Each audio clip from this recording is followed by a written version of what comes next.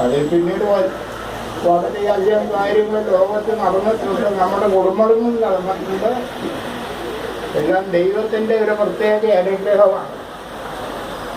തിരിക്കുന്നേക്കാൾക്ക് പഴയ നമ്പൂതിരിമാരായിരുന്നൊക്കെ പറയുന്നുണ്ട്. അത് ഇവിടെ നമ്മുടെ പുസ്തകത്തിലൊന്നുമില്ല.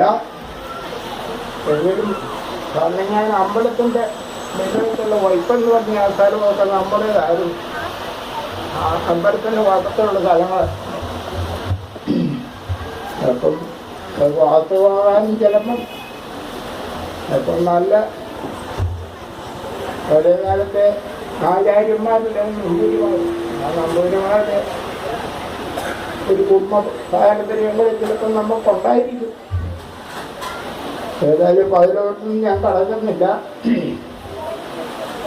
98 വർഷവും വലിയ സൂക്കേടുകളും കാര്യങ്ങളൊന്നും കൂടാതെ തന്നെ ദൈവം അനുഗ്രഹിച്ചതുകൊണ്ട് എല്ലായിടത്തും പോകാനും കേൾക്കാനും അറിയാനും